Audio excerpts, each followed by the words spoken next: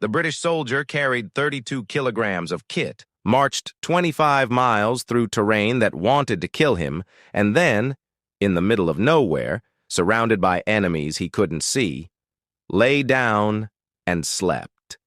Not fitfully, not anxiously, deeply. By morning he was fed, armed and moving again.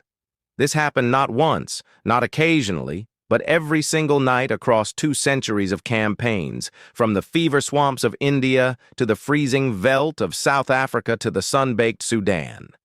The terrain changed. The enemy changed. The century changed. But the sleep system never did. That consistency was not accidental. It was engineered.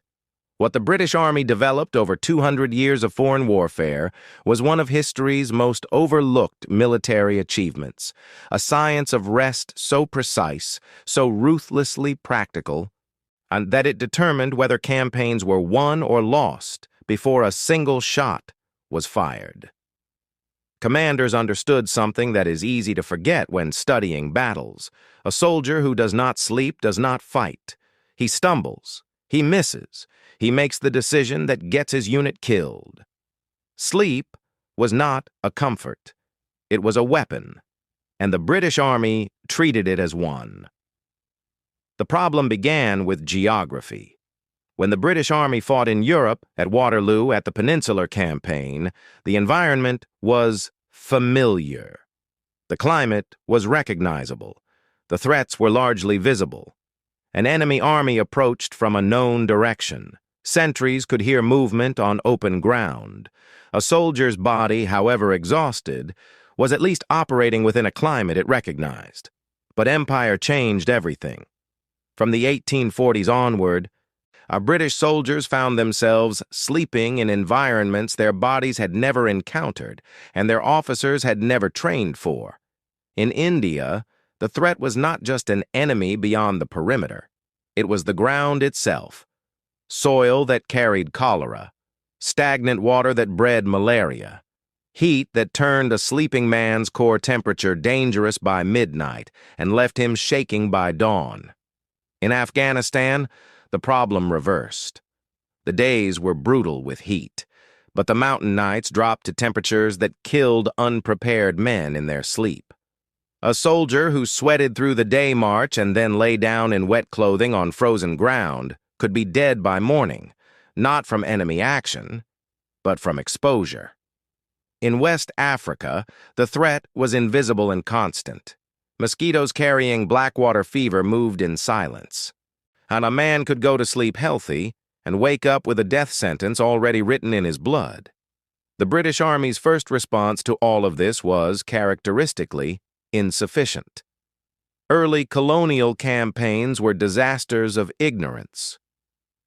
During the First Anglo-Afghan War of 1839 to 1842, poor bivouac discipline, inadequate shelter, and catastrophic positioning decisions contributed directly to one of Britain's worst military defeats.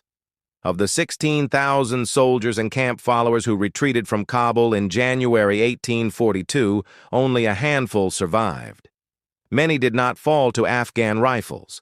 They fell to cold, to exhaustion, and to the collapse of any organized system of rest and recovery. The Army studied what had gone wrong, and it began to build something better.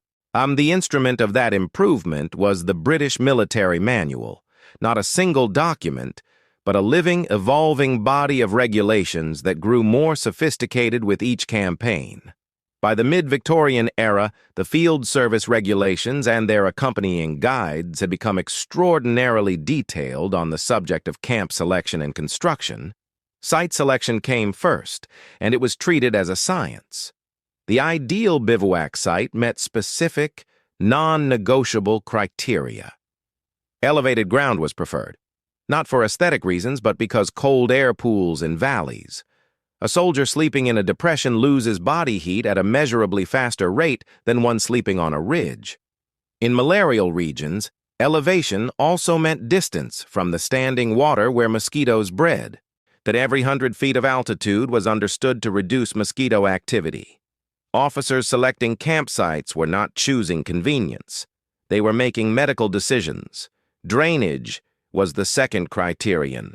The ground beneath a sleeping soldier must shed water. Clay soil holds moisture and transfers cold directly into the body. Sandy or graveled ground drains quickly, remains drier, and insulates marginally better. In India, experienced officers could read the color and texture of soil from horseback and know within minutes whether a site was acceptable. This knowledge, informal, passed from experienced officers to junior ones through years of campaign, was eventually codified into official guidance. The proximity of water mattered enormously, but the type of water mattered more. Clean running water, ideally upstream of any habitation, was acceptable. Stagnant water, slow-moving water, water near marshes or reed beds, these were grounds for rejection, regardless of how tired the column was. In regions where waterborne disease had decimated previous expeditions, commanders who insisted on proper water site separation were not being fastidious. They were keeping their men alive. By the 1880s, these principles had become standard enough that a junior lieutenant in his first foreign posting could open his field manual and find explicit, practical guidance on exactly what to look for and why. The knowledge was no longer dependent on an experienced senior officer being present. It had been systematized. But selecting the site was only the beginning. What happened on that site? The physical arrangement of sleeping soldiers, their equipment, their animals, and their support elements was a discipline in itself. The British marching camp was not laid out randomly. Like the Roman castra, it consciously studied and partially emulated. It followed a fixed spatial logic. The perimeter came first. A regiment arriving at a selected campsite did not rest until the perimeter was established. Sentries were posted at fixed intervals before a single tent was pitched. The logic was simple and unforgiving. The moment the column stopped moving, it became a target. The perimeter converted a stationary, vulnerable mass of exhausted men into a defended position. Inside the perimeter, the layout was deliberate. Officers' lines were positioned to maintain command access to all units. The horse lines, where cavalry and transport animals were picketed, were downwind of the sleeping quarters. And this was not courtesy. Horse manure is a breeding ground for flies and generates gases that, in enclosed or low-wind conditions, disturb sleep and degrade air quality. A generation of campaign experience had taught British quartermasters exactly how far downwind was far enough.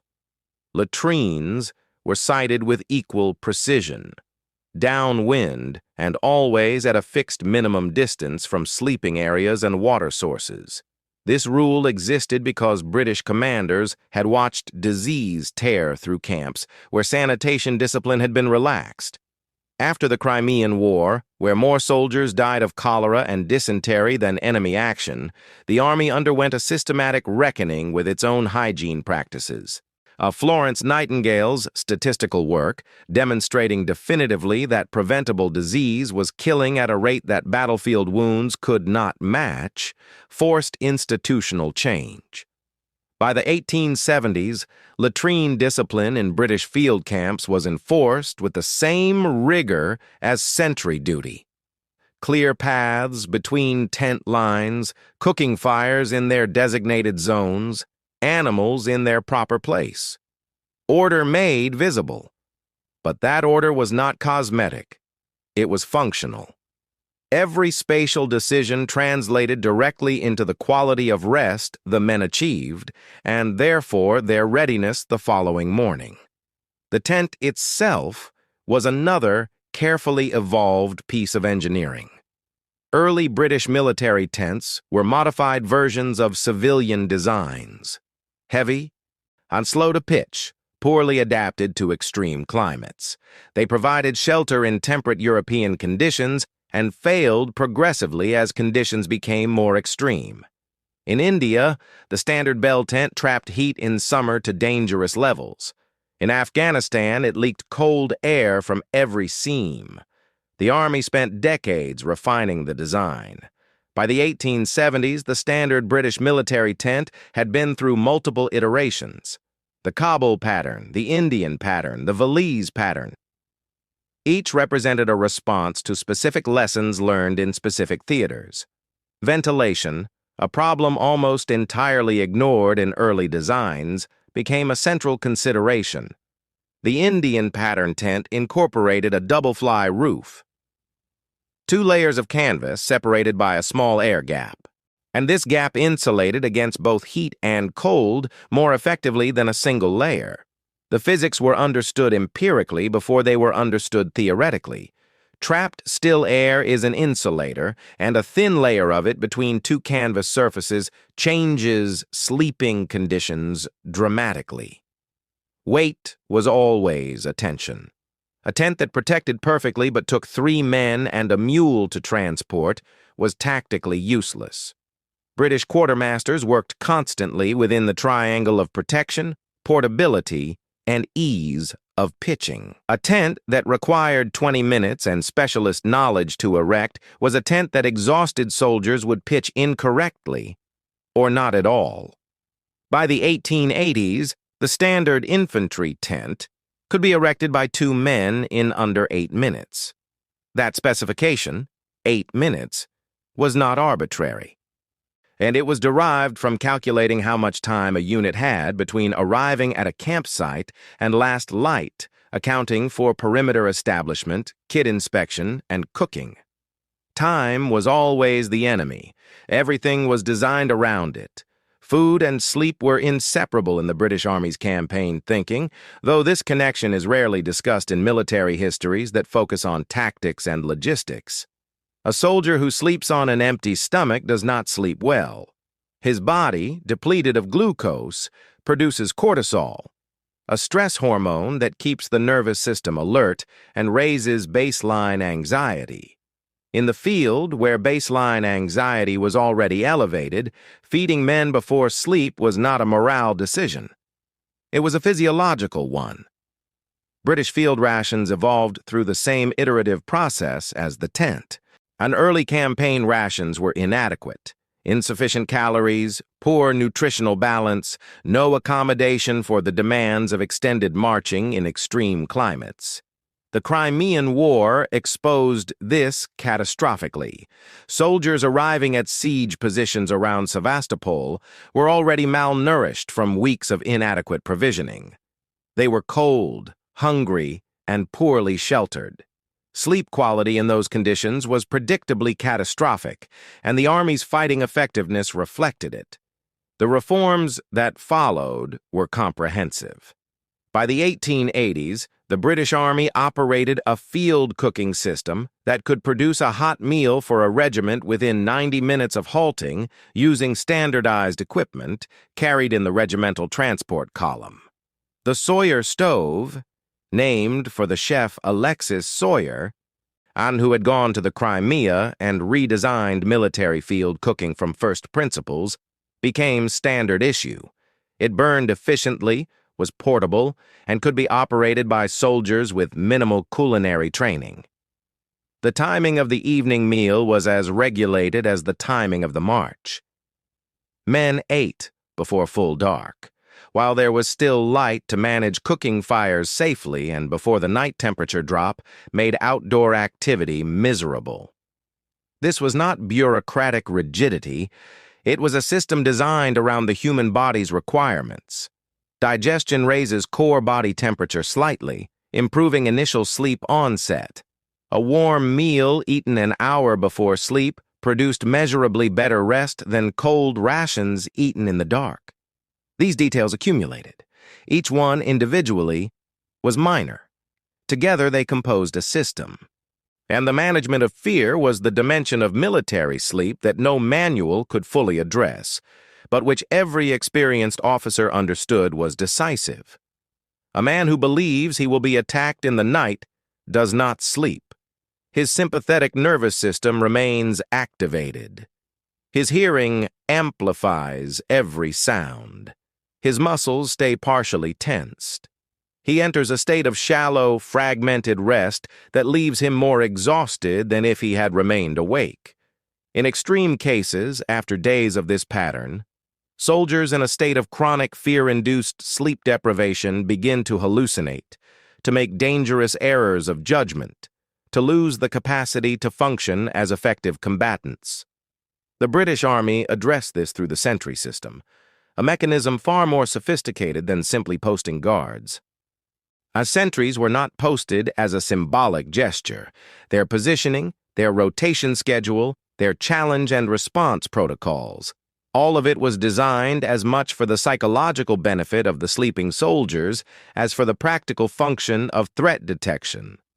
A soldier who knows that a competent, alert sentry is standing 30 yards from his tent does not need to maintain his own vigilance.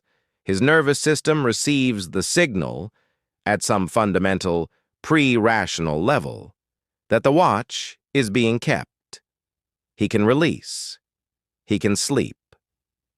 The rotation schedule was built around human sleep cycles. Sentry duty in 2-hour blocks became standard in many theaters because 2 hours was long enough to be useful, but short enough that a man could stand his watch, sleep, stand another if needed, and still achieve sufficient total rest. Officers managing sentry rosters understood, from experience if not from formal knowledge, that a soldier kept on watch for 4 or 5 continuous hours became unreliable. Fatigue degraded alertness in ways that counteracted the purpose of posting a sentry at all. 2 hours kept men sharp. It also kept the rest of the unit sleeping. In high-threat environments, the Northwest Frontier, the Zulu campaigns, operations in the Sudan, the sentry density increased. More men on the perimeter meant shorter individual watch periods and, crucially, faster response to any breach. But it also meant fewer men getting unbroken sleep. Experienced commanders balanced these factors with care. Adequate security and adequate rest were not in opposition. They were the same problem, looked at from different angles. And there is a detail from the Northwest Frontier campaigns of the 1890s that captures something essential about how the British Army understood the relationship between sleep and survival. British infantry in that theater adopted the practice of sleeping with their rifles inside their blankets. Not beside them, inside them. The rifle was held against the body, beneath the outer layer of the blanket, with the bolt mechanism tucked against the soldier's chest. This kept the metal components at body temperature through the night, preventing the condensation and freezing that cold mountain air produced on metal surfaces. A rifle with a frozen bolt could not be fired. In the 30 seconds between a sentry's alarm call and a potential engagement, a soldier fumbling with a seized mechanism was a dead soldier. The solution was intimate, almost tender. A man sleeping in the mountains, in enemy territory, cradling his weapon as he slept, keeping it warm with his own body heat so that it would be ready when he needed it. That image contains the entire British Army's philosophy of field rest in a single frame. Sleep was not withdrawal from the battlefield. It was preparation for it. Every decision made about site selection, tent design, camp layout, sentry rotation, feeding time, and equipment maintenance was made in service of one fundamental requirement. A soldier who wakes to a threat must be instantly, fully functional. The rest that achieved this was not passive. It was constructed, carefully, methodically, by an institution that had learned, through disaster, disease, defeat, and iterative reform, exactly what the human body needed to perform under the most demanding conditions the world could impose.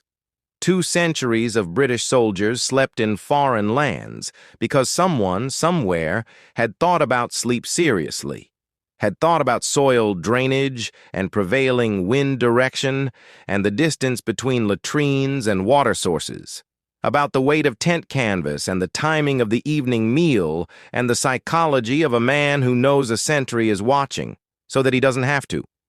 Modern military planners study the same principles. Sports scientists have rediscovered, through controlled research, many of the empirical insights that Victorian Army officers recorded in field manuals, written by firelight in places whose names most people have never heard. The soldier who slept well fought well. The army that slept well won, which raises a question worth sitting with.